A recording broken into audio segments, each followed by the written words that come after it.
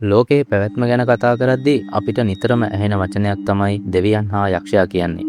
යහපතේ සංකේතය දෙවියන් වෙද්දී අයහපත හා අඳුරේ සංකේතයේ විදිහට මුළු ලෝකෙම හඳුන්වන්නේ සාතන් එහෙමත් නැත්නම් යක්ෂයාව. හැබැයි කවුද මේ සාතන්? ඇත්තට මෙහෙම කෙනෙක් ඉන්නවද? නැත්නම් මේක මිනිස්සු බය කරන්න හදපු ප්‍රබන්ධයක් විතරයිද? බයිබලයේ කුරානයේ වගේම ලෝක ඉතිහාසයේ සාතන් ගැන ලියවිලා තියෙන එක කිලිපලා යන රහස් මොනවද? අද අපි අඳුරු අඩවිය තුලින් හොයලා බලන්න යන්නේ මිනිස් ඉතිහාසයේ බලවත්ම අඳුරු චරිතය වන සාතන්ගේ සැබෑ කතාවයි.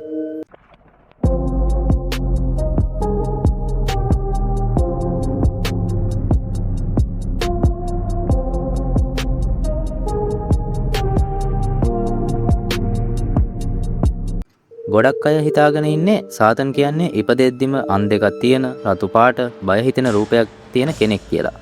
හැබැයි ආගමික ඉගැන්වීම් වලට අනුව ඒක සම්පූර්ණයෙන්ම වැරදි. ආරම්භයේදී සාතන් කියන්නේ දෙවියන් වහන්සේ මවපු ලස්සනම හා බලවත්ම දේවදූතයෙක්.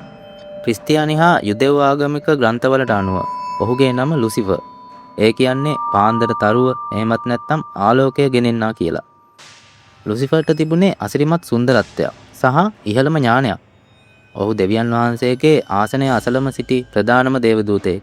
හැබැයි මේ අධික සුන්දරත්වය සහ බලය නිසා ලුසිෆර්ගේ හිතේ ලොකු ආඩම්බරයක් එහෙමත් නැත්නම් අහංකාරකමක් ඇති වුණා.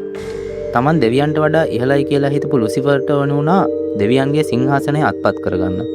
ඔහු Tamanගේ පැත්තට තවත් දේවදූතයන්ගෙන් තුනෙන් එකක් හරවගත්තා.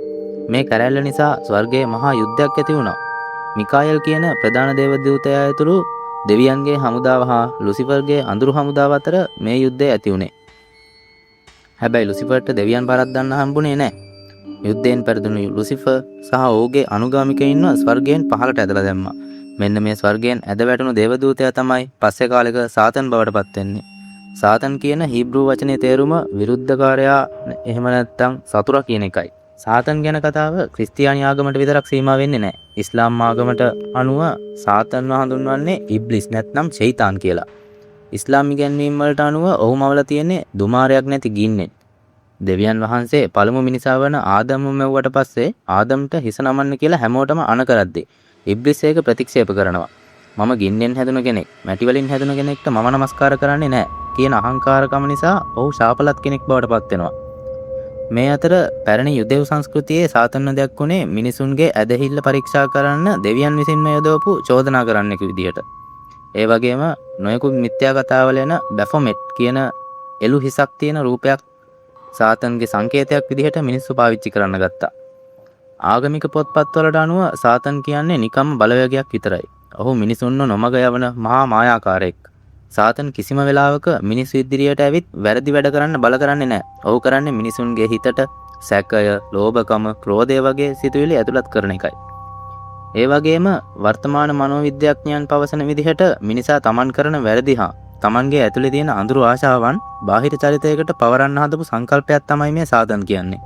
ඒ කියන්නේ අපේ හිතේ ඇතිවන නරක සිතුවිලි තමයි අපේ ඇතුලේ ඉන්න සාතන්. සාතන් කියන්නේ ඇත්තටම ජීවිතන අඳුරු පාලකයෙක්ද නැත්නම් මිනිස් මනස ඇතුලේම තියෙන අඳුරු පැත්තද කියන එක අදටත් ලොකු විවාදයක්.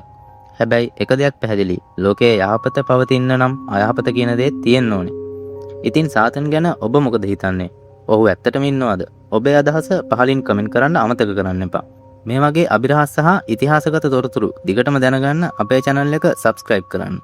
bell icon එකත් click කරන්න. නැවතත් මෙවැනිම වීඩියෝවකින් හමු වෙමු. ඔබට සුබ දවසක්.